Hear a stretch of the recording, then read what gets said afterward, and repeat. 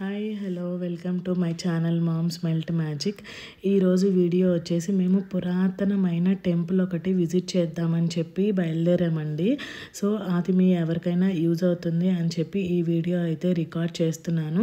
పురాతనమైన టెంపుల్ అంటున్నాను, అది ఎక్కడుంది అని ఆలోచిస్తున్నారా? చెప్తానండి. తమిళనాడులోని తిరుచెరై అనే గ్రామంలో అనే ఊరిలో అయితే ఆ స్వామివారు కొలువై ఉన్నారు. ఆ స్వామివారి ఏ రూపంలో కొలువై ఉన్నారంటే లింగ రూపంలో కొలువై ఉన్నారు. ఆయన ఏ పేరు మీద పూజలు అయితే అందుకుంటున్నారు అనేది నేను చెప్తాను.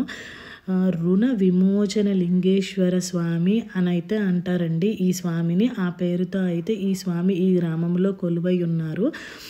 ఎవరికైతే రుణ బాధలు కానీ, డబ్బు సమస్యలు కానీ, ఎవరి దగ్గరైనా అప్పు తీసుకొని ఆ అప్పు మనం కట్టలేకపోతున్నామని కానీ, లోన్స్ కానీ, కార్డులో తీసుకున్న ఈఎంఐస్ కానీ ఏమైనా సరే, ఎవరికైతే మనం ఇవ్వాల్సిన రుణం అయితే ఉంటుందో, డబ్బులనే కాదండి, ఏదైనా మనకి సహాయం అని కూడా మనం వీళ్ళకి ఇది చెయ్యాలి అని అనుకుంటాం. ఎప్పటికప్పుడు అది అవ్వదు. దాని కూడా మనం వాళ్ళకి రుణం ఉన్నాము అని అనుకుంటాం కదా. ఆ రుణమైనా సరే, డబ్బులనే కాదు, ఇక్కడ ఏ రుణమైనా సరే ఈ స్వామివారు తీరుస్తారు అని చెప్పి రుణ విమోచన లింగేశ్వర స్వామి అనే పేరుతో అయితే ఈ స్వామివారు ఈ ఊర్లో అయితే బాగా పేరు గల, ఈ తమిళనాడులో బాగా పేరున్న ఒక పురాతనమైన గుడి అయితే మనం వచ్చేసామన్నమాట. మీకు వీడియోలో కనిపిస్తున్నట్టు ఇది చాలా పెద్ద గుడి. తమిళనాడులో గుడులు అంటే మాత్రం ఇవి చాలా పెద్దగా ఉంటాయి. చిన్నగా ఉండే గుళ్ళు చాలా తక్కువ అన్నమాట. అన్నీ చాలా పెద్ద గుళ్ళే అనమాట.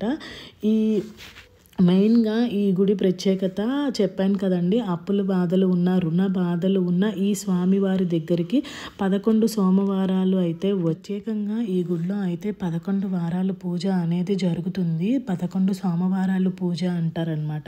10 సోమవారాల అర్చన అయితే జరుగుతుంది. 11వ సోమవారము అభిషేకం అయితే జరుగుతుంది మన పేరు మీద. ఇక్కడ మనీ కట్టి డబ్బులు మనం రాలేకపోయినా మనీ కట్టినా మన డీటెయిల్స్తో ఇక్కడైతే పూజ జరుగుతుంది. లేదంటే వచ్చి 11 వారాల దగ్గరలో ఉన్న వాళ్ళైతే వచ్చి దర్శించుకోవచ్చు.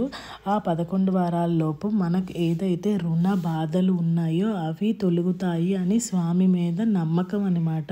ఇక్కడ గ్రామస్తులకి కానీ, ఇక్కడ కొలువై ఉన్న స్వామి ఆ ప్రాబ్లమ్స్ని నుంచి బయట పడేస్తారు అనేది నమ్మకం అనమాట.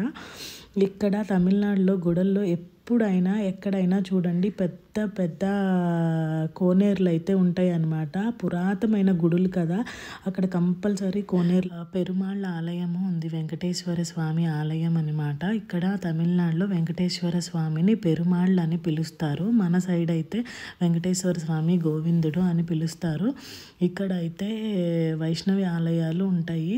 పెరుమాళ్ళ స్వామి అని చెప్పి వెంకటేశ్వర స్వామి ఇక్కడ కొలువై ఉంటారు. దివ్య దర్శనాలు అని చెప్పి 108 ఉంటాయి అన్నమాట ఇక్కడ తమిళనాడులో. దాంట్లో ఇది వన్ ఆఫ్ ద టెంపుల్ అనమాట. ఇక్కడ స్వామివారు అయితే 5 దేవతలు, 5 అమ్మవారులతో కలిసి ఉంటారు. ఇక్కడైతే వీడియో అసలు తీయనివ్వలేదండి. చాలా కష్టపడి ఇక్కడ వరకు అయితే నేను తీశాను. తర్వాత 2-3 వచ్చేసి తీయకూడదని చెప్పాను కదా అని చెప్పేసి అయితే అన్నారు. సో నేను లాస్ట్లో అయితే నేను ఫోటో పెడతాను, స్వామివారు ఇలా అయితే ఉంటారు అని ఒక ఫోటో అయితే మీరు చూడండి. నేను వెళ్ళిన రుణ విమోచన లింగేశ్వర స్వామి ఆలయంకి ఒక 5 మినిట్స్ దూరంలోనే ఈ దివ్య దర్శనం ఆలయం అయితే ఉంటుంది. పెరుమాళ్ళ ఆలయము చాలా పెద్దదన్నమాట. వెంకటేశ్వర స్వామి ఆలయం అనేది చూడండి, మీకు వీడియోలో కనిపిస్తుంది కదా. దివ్య దర్శనాలు అని అంటారు. ఇది కుంభకోణానికి దగ్గరలో ఉంటాయి అన్నమాట ఈ టెంపుల్స్ అన్నీ.